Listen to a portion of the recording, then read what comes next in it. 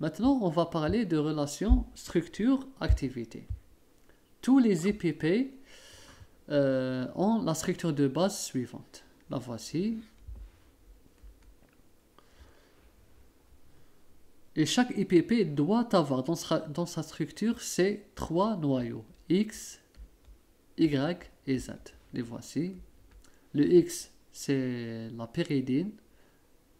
Le Z, c'est la partie cyclase 5 du benzimidazole. Et le Y, c'est le pont qui lie, le pont de liaison entre la pyridine et le benzimidazole. Ces trois parties sont indispensables. Si l'une de ces parties manque à la molécule, alors la molécule devient inactive. On peut modifier ici les substitutions, on peut les modifier, là on peut, mais ces trois parties on ne peut pas. Si on les modifie, c'est-à-dire on élimine carrément l'activité de la molécule. Le cycle X, et c'est le cycle X, c'est-à-dire il doit avoir des substituants donneurs d'électrons. Donneurs d'électrons. Donneurs d'électrons. Pourquoi? Parce que ici on a l'azote. L'azote, c'est une base, donc il doit être riche en électrons pour pouvoir enchaîner par ces cyclisations. Regardez là. L'azote, il va attaquer le C. Il va l'attaquer. L'azote doit être riche en électrons. S'il est faible en électrons, l'effet va être faible. Donc, la pyridine doit être substituée par des substituants donneurs d'électrons. Regardez, c'est pour ça qu'on a le méthoxy et les diméthyl.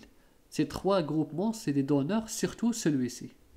Le méthoxy est très donneur d'électrons. C'est un donneur d'électrons très très fort. C'est pour ça qu'on l'a ajouté pour enrichir le site, la N. C'est ça. Ensuite, ici la partie benzimidazole.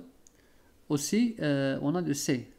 Le C, c'est un site, là, c'est-à-dire on peut voir là, comme on peut, c'est-à-dire là, il est riche en électrons. Cette partie, elle est, c'est-à-dire là, il est pas riche en électrons, mais ça, c'est un site attracteur d'électrons. Il doit, on va dire, il doit accepter. Il doit accepter la liaison de ce N. Comment il va accepter? C'est une fois que le N est protoné. Une fois que ce N est protoné, là on va former le NH+. Donc ici, la double liaison, elle va faire le N. Et là, le C va être dépourvu. Il aura la charge plus. La charge plus le C qui est riche en électrons, le N qui est riche en électrons. Donc on va cycliser. Les étapes de cyclisation vont commencer. Voilà pour voir plus clair. Sinon, pour montrer, c'est-à-dire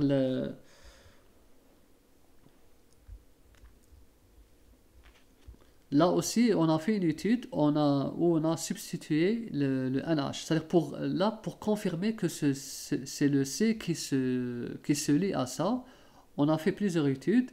Et l'une de ces études, elle a remplacé le H. Ce H, il a été remplacé par un méthyle. Ben, le remplacement par le méthyle a fait chuter l'activité antisécrétoire. L'activité antisécrétoire a chuté. A chuté pourquoi? Que quand on substitue par le CH3 à la place de H, ce C ne va pas apporter la charge positive, il ne va pas s'affaiblir en électrons, donc il aura une faible interaction avec le N. Il aura un très faible, donc de préférence, il faut laisser le H. C'est important, il faut laisser le H pour laisser, c'est-à-dire le déplacement des électrons plus facile. Donc on a fait plusieurs études pour confirmer ce mécanisme.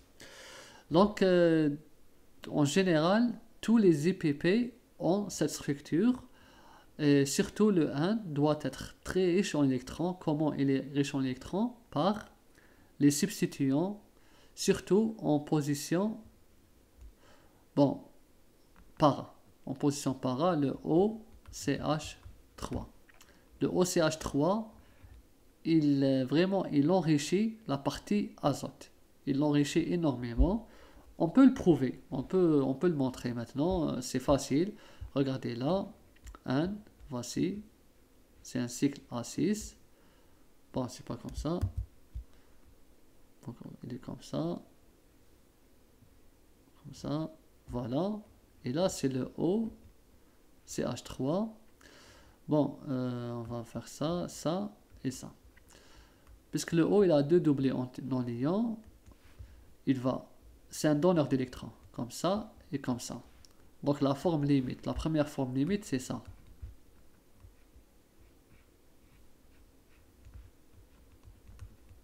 Donc là, il va porter la charge plus, et là, la charge moins. Là, le 1 et là. Ensuite, la charge moins, elle va venir... bon, la charge moins, bon, c'est là.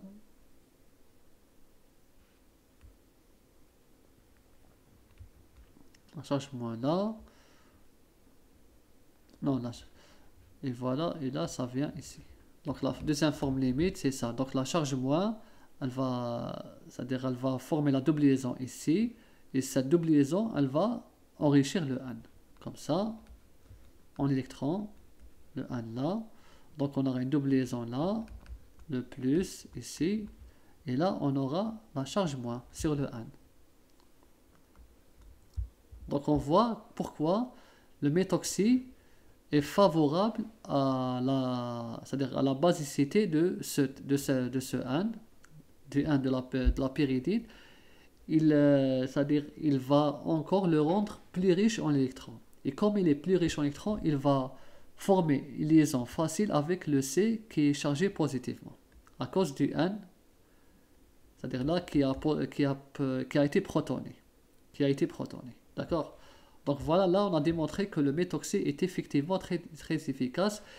Pour prouver ça, c'est-à-dire il y a des études où ils ont fabriqué des analogues, mais pas en position ortho, plutôt pas en position para, mais en position ortho. Ortho ou bien ortho, voilà, c'est ça, en position ortho.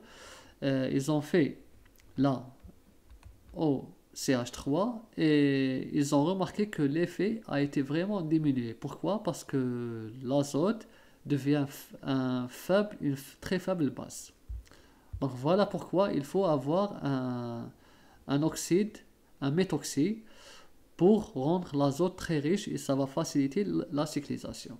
Et ça, cette structure ou bien le mécanisme d'interaction, il est équivalent à toutes les molécules IPP. En résumé, l'acidité de l'estomac est importante pour la digestion des aliments. Le pH de l'estomac est régulé par les cellules pariétales de la muqueuse. Les H+ sont libérés par la pompe à protons en échange avec les K+. La libération des H+ est stimulée par des substances endogènes comme l'histamine. Deux classes d'antisécrétoires existent pour le traitement de l'ulcère gastrique. Parmi ces classes, les antagonistes H2 qui bloquent les récepteurs histaminiques pour éviter de stimuler la libération des H+, et les IPP qui plutôt bloquent l'étape finale de la libération des H+, en se fixant sur la pompe à protons. Et fin.